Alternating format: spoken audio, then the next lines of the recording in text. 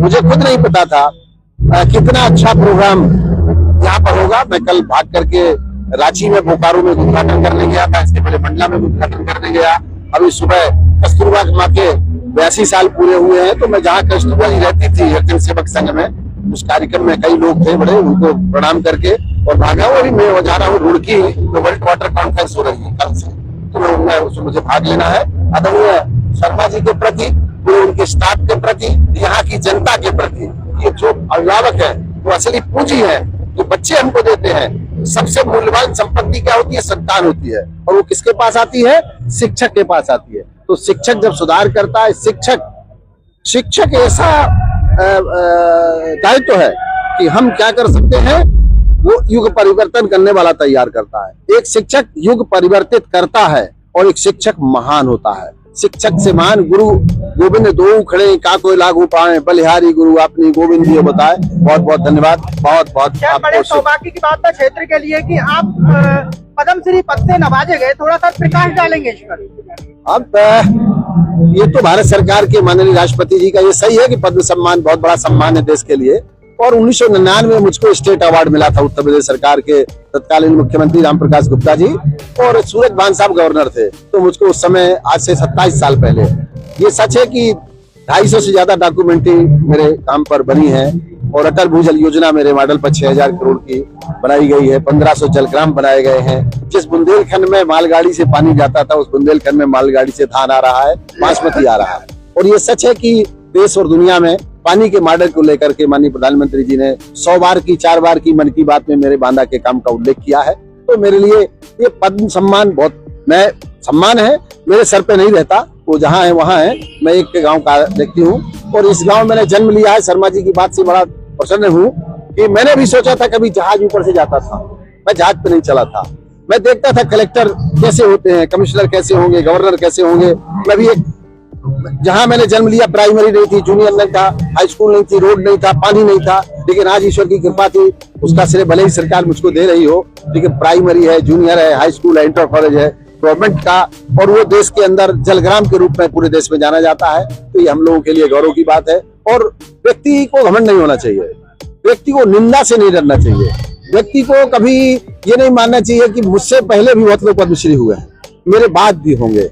और बहुत घमंडो तो शमशान जाइए, राख में बड़े बड़े पहलवान वहां पड़े हुए हैं। इसलिए, और माँ और पिता से बड़ा इस सृष्टि में कोई नहीं।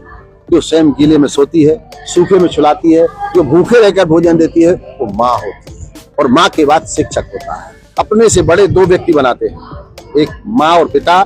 चाहता है कि मेरा बेटा मुझसे बड़ा बने, शिक्षक चाहता है कि मेरा पढ़ाया छात्र मुझसे बड़ा, और सच्चा मित्र चाहता है कि मेरा मित्र मुझसे बड़ा बने। तो ये गांव से निकला, देश में एक बड़ा नाम, देश दुनिया में लोग मेरे काम को जानते हैं, लेकिन मैं उतना बड़ा नहीं हूँ, छोटा सा आदमी हूँ। आदरणीय शर्मा जी के आमंत्रण पर आया हूँ। और आप सबसे, जो लोकतंत्र का चौथा स्तंभ मीडिया है, मैं निवेदन करूंगा यहाँ की जनता से कि खेत का पानी खेत में रखें, घर का पानी घर में रखें, खेत की मिट्टी खेत में रखें, गांव का पानी तालाब में रखें। और दुनिया में जल का संकट है, पानी बनाया नहीं जा सकता, केवल बचाया जा सकता है। कैपटाउन दुनिया का पहला शहर है जहाँ से पानी खत्म हो गया है। कभी फिर हम लोग चर्चा करेंगे, बात करेंगे। अभी मैं लेक्चर में के लिए क्या संदेश देंगे? मैं युवाओं से कहूंगा कि 17 साल का अशफाक उल्लाह खां फांसी में चढ़ा किसके लिए? देश के लिए। 21 साल का भगत सिंह बलिदान हुआ किसके लिए? देश के लिए। 23 साल की महारानी लक्ष्मी बलिदान हुई किसके लिए? देश के लिए। 27 साल का मंगल पांडे बलिदान हुआ किसके लिए? देश के लिए। राष्ट्र प्रथम, राष्ट्र में देता है सब कुछ। हम भी तो कुछ देना सीखे, और हमें राष्ट्र के प्रति, मैं नहीं रहूंगा, देश रहेगा, देश को रहना भी चाहिए, और देश के लिए हमको सोचना चाहिए।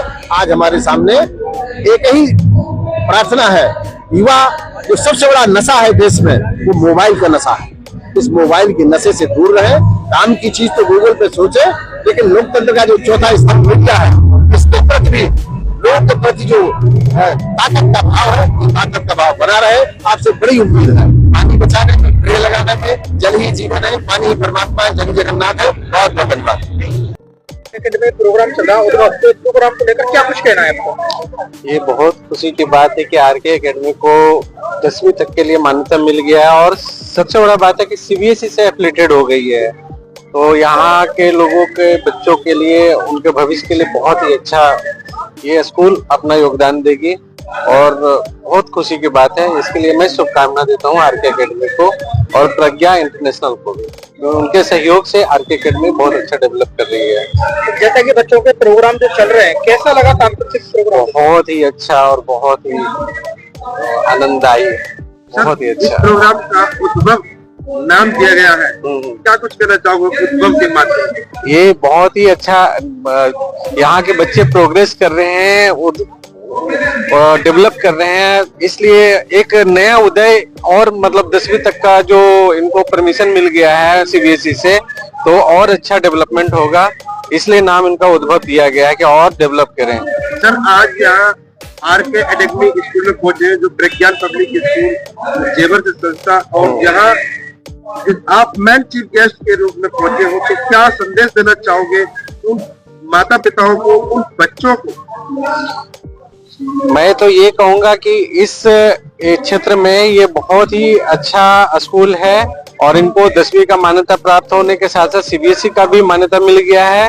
तो हर घर में शिक्षा का इनका उद्देश्य है, हर घर के लोग अपना इस स्कूल में बच्चों को भेजे ताकि और डेवलपमेंट हो सके बच्चों का। बहुत बहुत धन्यवाद। चाहोगे आज यहाँ आरके में स्कूल में जो एनुअल फंक्शन जो चल रहा है, काफी बच्चों ने अपना नया टैलेंट दिखाया है, तो क्या कुछ कहना चाहोगे आप? पहले तो मैं बहुत ही इसका शुक्रिया अदा करूंगी कि मुझे एज अ चीफ गेस्ट की तरह यहाँ बुलाया गया। और एनुअल फंक्शन करने का जो बेसिकली मोटिव होता है कि बच्चों को एक नया प्लेटफॉर्म मिले, उन्हें अपॉर्चुनिटी मिले कि उनके अंदर जो छिपी हुई टैलेंट है, जो शायद आज के टाइम पे उनके पेरेंट्स भी इस चीज को नहीं जान पाते हैं, तो ये काफी अच्छा है और हर स्कूल में इस चीज का अवसर स्कूल को देना चाहिए। आज इस शिक्षा के मंदिर में काफी बच्चों का प्रोग्राम चल रहा है, तो बच्चों का टैलेंट थोड़ा निखर के आया है, तो कैसा लगा? काफी अच्छा लगा और मेरा ये मानना है कि हर स्कूल में बच्चों के स्ट्रेस फ्री होने के लिए और पढ़ाई से हटके एक उन्हें एक प्लेटफॉर्म और देना चाहिए, जैसे कि क्विज कंपटीशन हो गया या फिर आजकल नई टेक्नोलॉजीज हो गई है जैसे कि डांस कंपटीशन हो गया या कुछ ऐसे फन गेम्स, जिससे कि बच्चे के अंदर की जो भी छिपी हुई टैलेंट है वो पेरेंट्स, टीचर्स, हर किसी को इस चीज का एहसास हो और उन्हें उसी दिशा में उन्हें आगे बढ़ाने के लिए योगदान करें। आज शिक्षा के मंदिर से क्या संदेश देना चाहोगे? उद्भव जो प्रोग्राम का नाम दिया गया है, तो इस माध्यम से मैं ये देना चाहूंगी कि हर जैसे उदय होना है, हर दिन सूर्य निकलता है, ठीक उसी प्रकार से जब बच्चा स्कूल आता है या पेरेंट्स उन्हें एक नई आशा के साथ स्कूल भेजते हैं, तो सभी शिक्षकों का, अध्यापकों का ये होना चाहिए कि बच्चों को एक नई शिक्षा यानी कि एक हर दिन एक नया विकास, नई उदय की तरफ उन्हें पहुंचाने में उनका साथ दे। आप सभी को मेरा प्यार भरा नमस्कार। उत्सव के प्रेरणादायी मंच पर हमारे अन्य कलाकार आज उन अनसुने वीरों की भावना और विचारों को सजीव कर रहे हैं, जिन्होंने परिवर्तन की नींव रखी। इन मासूम स्वरों के माध्यम से आज एक संदेश गूंज रहा है कि सच्चा उद्भव तभी होता है जब साहस, त्याग और संकल्प मिलकर परिवर्तन की दिशा तय करते हैं। तो चलिए शुरुआत करते हैं उठो जागो की पुकार, स्वामी विवेकानंद जी बार बार।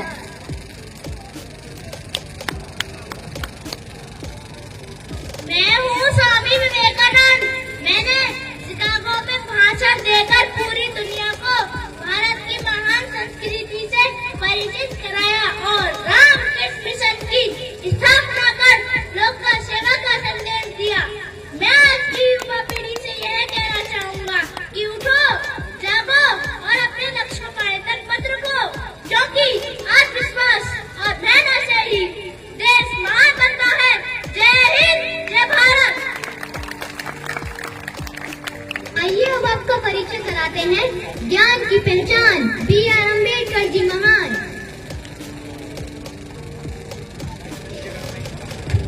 मैं हूँ डॉक्टर भीमराव अम्बेडकर। मैंने भारत का संविधान लिखा है और जात पात का भेद मिटाया है। मेरा मानना है कि शिक्षित बनो, संगठित रहो और अपने अधिकारों को जानो, यही हमारा शिक्षा भारत है। जय हिंद, जय भारत। अब आपका परिचय कराते हैं वीरता की आग, चंद्रशेखर आजाद जी। आज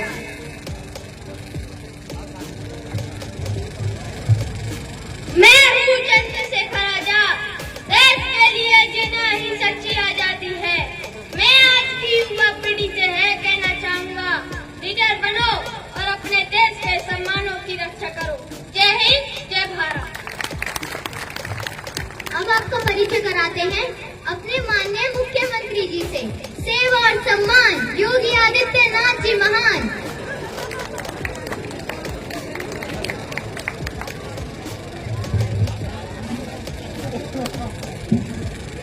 मैं हूँ योगी आदित्यनाथ। जब बाबा का बुलडोजर चलता है तो बड़ा बड़ा माफियों की रूह कांप जाती है। मैं आज की युवा पीढ़ी से यह कहना चाहूँगा कि अनुशासन और सेवा से ही राष्ट्र मजबूत बनता है। जय हिंद, जय भारत। अब अपने आदरणीय प्रधानमंत्री जी को आमंत्रित करते हैं। नए भारत का सपना नरेंद्र मोदी भाई अपना। मेरे प्यारे बहनों भाइयों, मैं हूँ नरेंद्र मोदी। मेरा मानना है कि सबका साथ, सबका विकास, सबका विश्वास, डबल इंजन सरकार, कमल का बटन दबाएं, अपनी भाजपा को सफल बनाएं। जय हिंद, जय भारत। आइए अब आपको परिचय कराते हैं सच की आवाज उषा मेहता जी। आज मैं हूँ उषा मेहता। मैंने आजादी के लिए इस कांग्रेस रैली का संचालन किया है। मेरा मानना है सच की आवाज हमेशा बुलंद रखो, कभी डरो मत।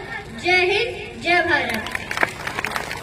अब आपका परिचय कराते हैं देश किसान इंदिरा गांधी जी का ताली के साथ स्वागत है।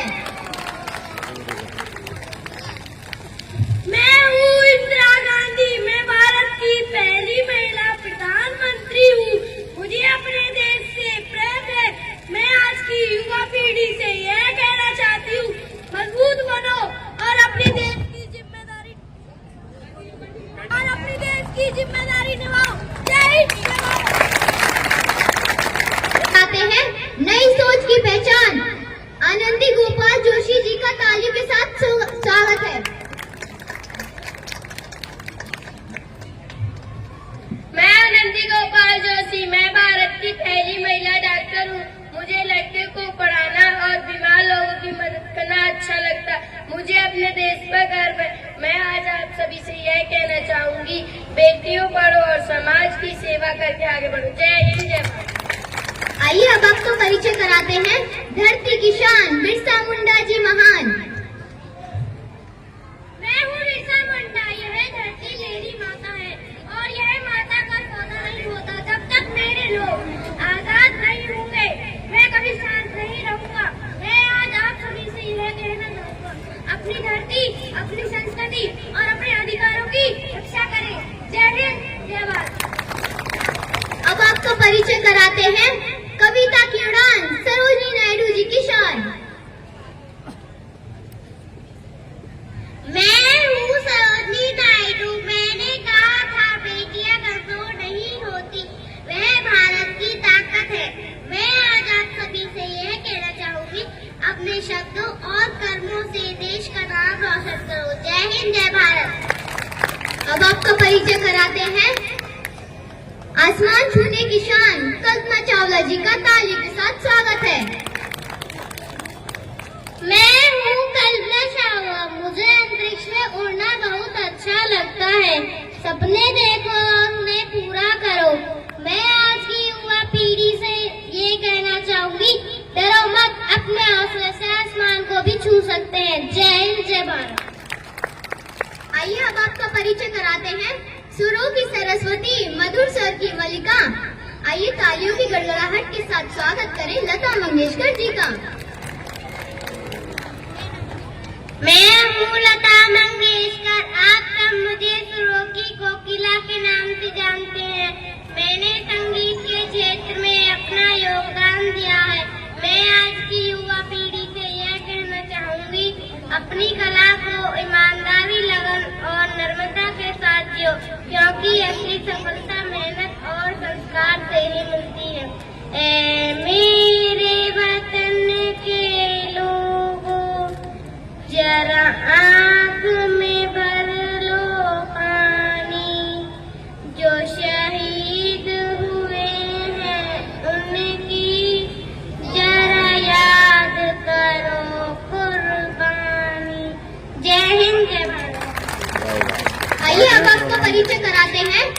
बेटियों की ताकत रुकैया शेखावत हुसैन जी का ताली के साथ स्वागत है। मैं हूँ बेगम रुकैया। मैंने मुस्लिम लड़कियों के लिए स्कूल खोला क्योंकि मेरा मानना है कि लड़कियों को शिक्षा दो, यही असली ताकत है और इनकी पढ़ाई से ही समाज रोशन होता है। जय हिंद, जय भारत। अब आपका परिचय कराते हैं सादगी की पहचान लाल बहादुर शास्त्री जी महान। मैं हूँ लाल बहादुर शास्त्री, देश की ताकत उसके किसानों जवानों में। मेरा मानना है सादगी और ईमानदारी ही सच्ची ताकत है। जय जवान, जय किसान।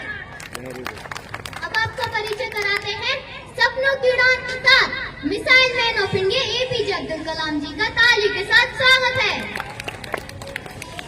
मैं हूँ एपीजे अब्दुल कलाम। मैंने कहा था सपना वह नहीं होता जो हम रात में सोते हुए देखता है, सपना वह होता है जो हमें सोने नहीं देता। मैं आज की युवा पीढ़ी से ये कहना चाहूँगा, बड़े सपने देखो और उन्हें अपनी मेहनत से भारत को महान बनाओ। जय हिंद, जय भारत। अब आपका परिचय कराते हैं शिक्षा की ज्योति सावित्रीबाई फुले जी का ताली के साथ स्वागत है। मैं हूँ सावित्रीबाई फुले, जिसने देश का पहला कन्या विद्यालय खोलकर बेटियों को अधिकार दिलाया और कई महामारी में सेवा करते हुए अपना जीवन समर्पित कर दिया। मैं आज की युवा पीढ़ी से यह कहना चाहती हूँ, शिक्षित बनो, साहसी बनो और समाज की भलाई के लिए सेवा का संकल्प लो, यही सच्ची प्रगति का मार्ग है। जय हिंद, जय भारत। अब आपका परिचय कराते हैं प्यार की मिसाल मदर टेरेसा जी का कमाल। मैं हूँ मदर टेरेसा। मैं गरीब बीमार लोगों की सेवा करती हूँ। मुझे सबकी मदद करना अच्छा लगता है।